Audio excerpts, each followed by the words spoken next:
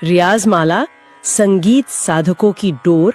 Subscribe करें रियाज माला को तथा कमेंट करें कि आप कौन सी जगह से वीडियो को देख रहे हैं, जिससे आप हमसे जुड़ पाए।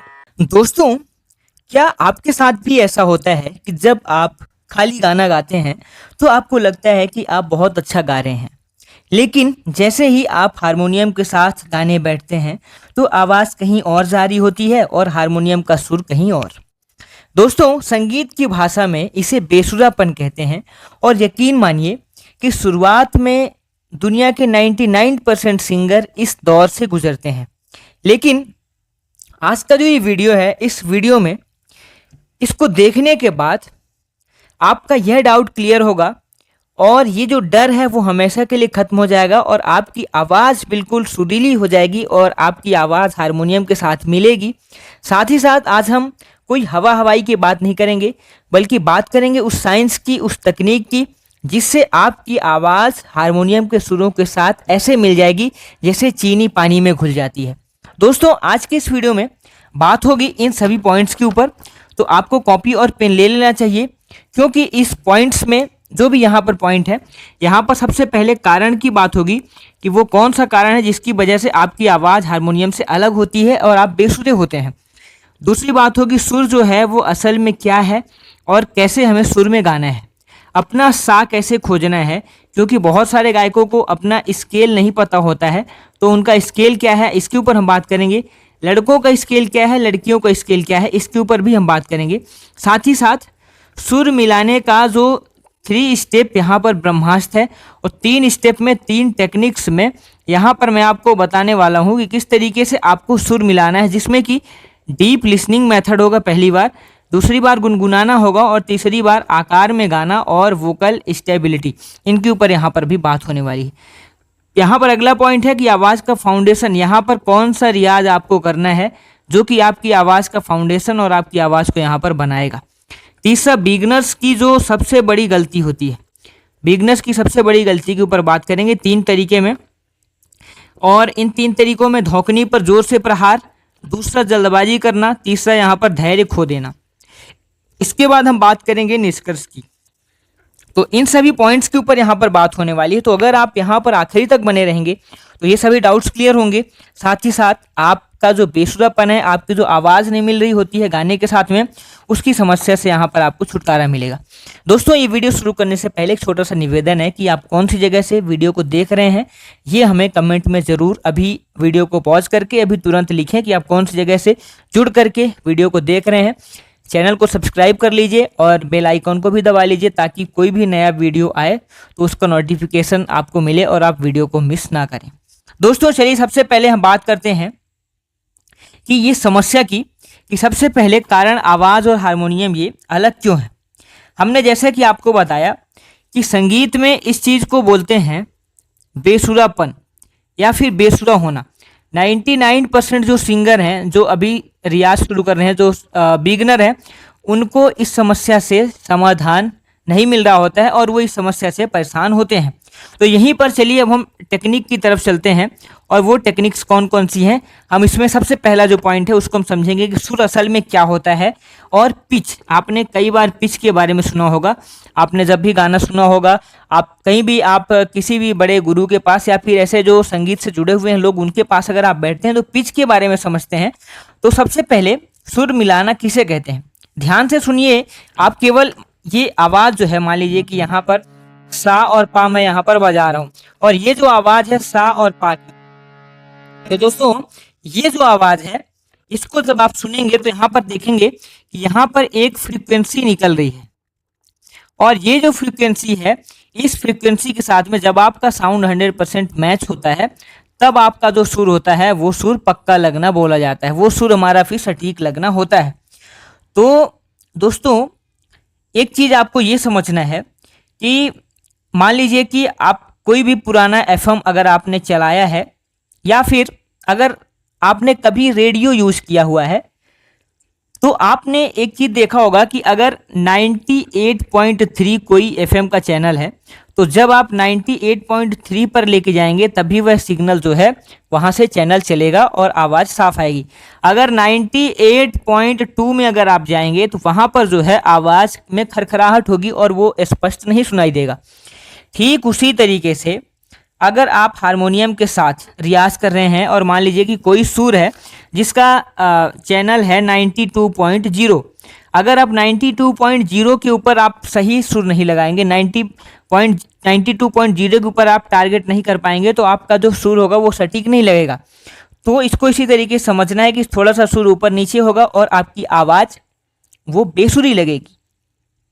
तो हमें इस चीज़ से बचना है और जो हमारा सही सुर है उसको हमें लगाना है। तो अब बात आती है कि सुर कैसे लगाएंगे।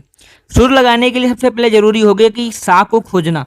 आपका सा क्या है, क्या आपको अपना सा पता है? अगर आपको अपना सा नहीं पता है तो पहले मैं लड़कों के लिए बात करता हूँ कि जो ज़्यादातर बिगनर हैं वो इसलिए सुर सही नहीं लगा पाते हैं क्योंकि वो अपने स्केल पर ना गा करके वो दूसरे के स्केल पर गाने की कोशिश करते हैं।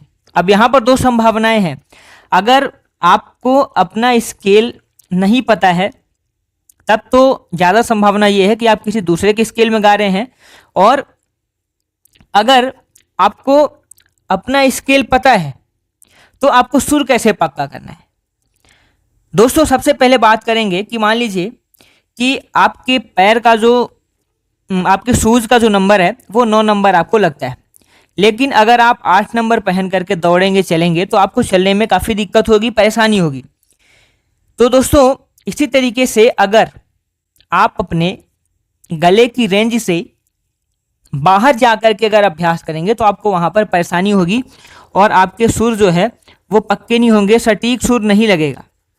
तो इसके लिए हमें अपना सही स्केल समझना है। सही स्केल हम ऐसे सुनेंगे कि मेल वॉइस जो होती है लड़कों की वो आमतौर पर भारी होती है, इसलिए उनके लिए पहला काला और दूसरा काला सबसे बेहतर होता है। मतलब कि सी शार्प और डी शार्प। अगर आप मेल हैं तो आपके लिए सी शार्प और डी शार्प यहाँ पर अच्छा स्केल है।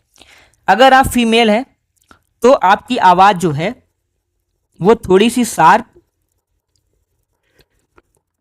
और तीखी है, तो यहाँ पर जो आपके लिए स्केल होगा वो आपके लिए सही स्केल होगा चौथा काला, यानी कि जी शार्प, और इसके बाद हमारा जो पांचवा काला है वो ए शार्प।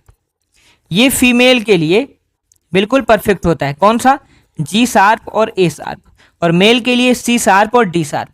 तो इस तरीके से आप अपने स्केल को समझ सकते हैं। अगर आपको ये वाला सी शार्प और डी शार्प नहीं पता है, सी शार्प का मतलब होता है जो हारमोनियम में पहला काली बटन होती है वो सी शार्प होता है, दूसरा काला होता है डी शार्प।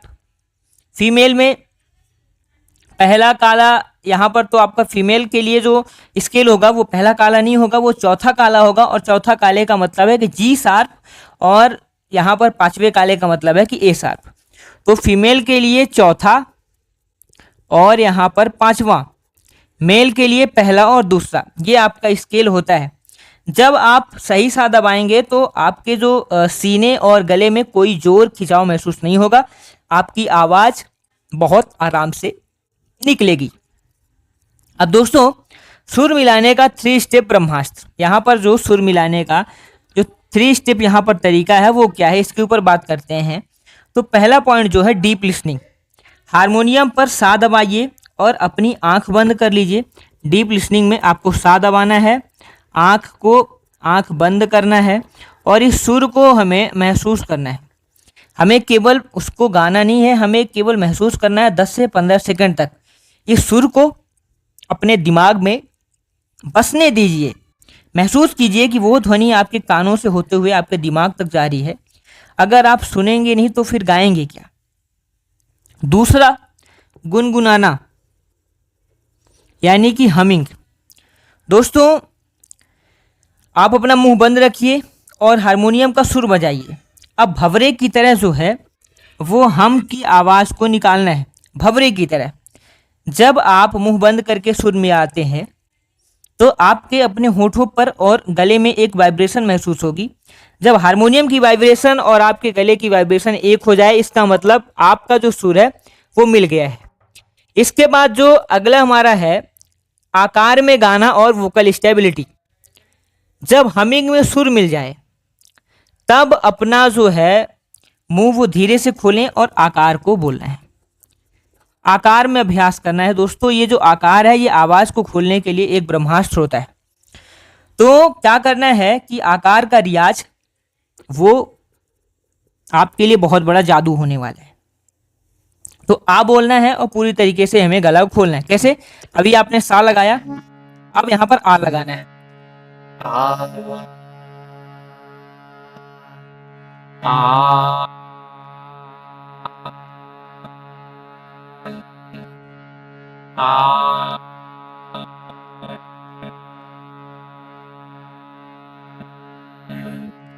इस तरीके से दोस्तों यहां पर आपको आकार का अभ्यास करना है।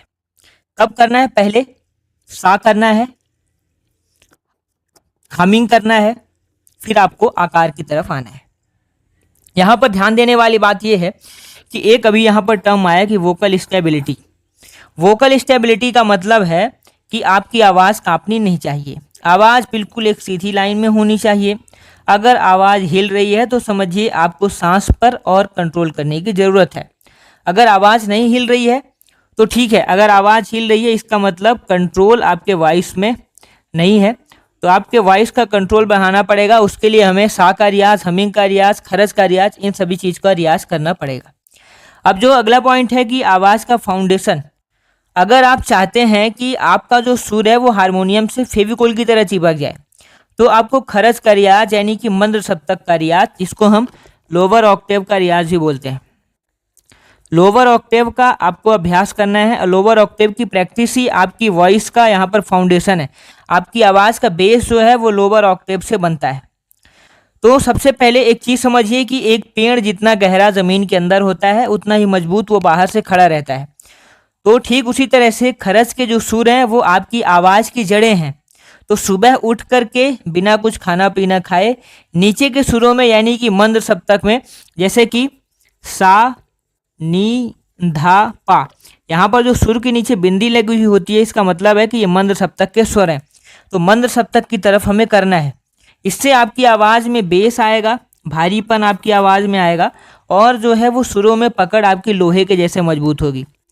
तो सुर में पकड़ आपकी बहुत शानदार होगी अगर आप खरज का रियाज शुरू करते हैं तो इसको आपको अभ्यास में शामिल करना है। जैसे कि सा से नीचे की तरफ, इस तरफ आप नीचे की तरफ आ पाएंगे।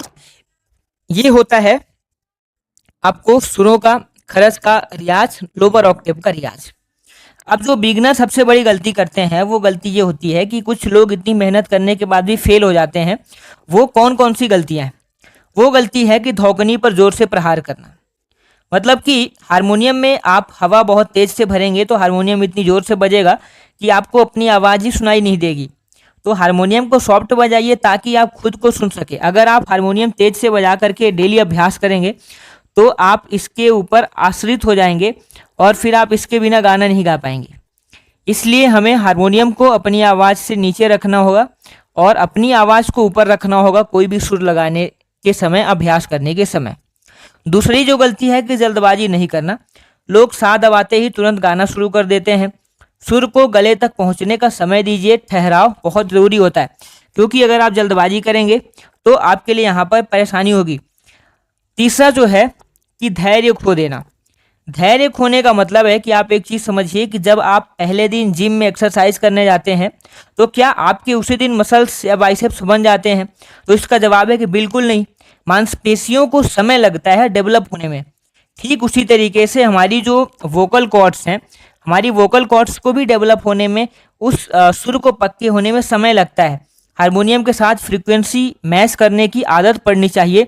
फ्रीक्वेंसी की समझ बनाने में हमें टाइम लगता है हमारे गले को, इसलिए हमें 100% फ्रीक्वेंसी मैच करने के लिए यहाँ पर टाइम देना होगा और धैर्य रखना होगा, जिससे कि जो हारमोनियम की फ्रीक्वेंसी है वो फ्रीक्वेंसी आपके दिमाग में सेट हो जाए और आप उसी सुर को सटीक तरीके से आप अभ्यास कर पाएँ।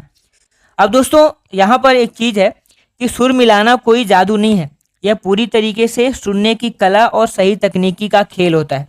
पहले अपना स्केल चुनना है आपको, स्केल चुनने के बाद फिर उसको सुनना है, सुनने के बाद हमिंग करना है और हमिंग करने के बाद अंत में आपको आकार का अभ्यास करना है। फिर आपको खरज का रियाज करना है। ये सभी चीज़ें करने के बाद आपको कोई भी गाने की तरफ जाना है, राग की तरफ जाना है और तान का आपको यहाँ पर अभ्यास करना है।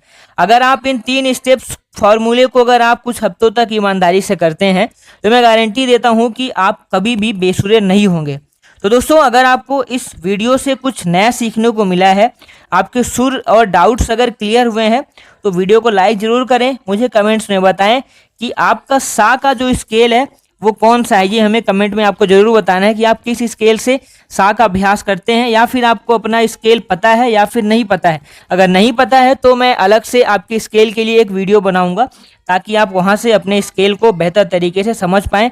अगर नहीं पता है तो नो लिखिए, अगर आपको अपना स्केल पता है तो यस लिखिए, और कौन से स्केल से आप गाना गाते हैं वो आप स्केल लिखिए। तो संगीत की इस खूबसूरत यात्रा में मेरे साथ जुड़े रहने के लिए चैनल को सब्सक्राइब करें। मिलते हैं अगले वीडियो में एक नए रियाज और एक नए तकनीक के साथ। तब तक के लिए गाते रहिए और मुस्कुराते रहिए। धन्यवाद। Thanks for watching.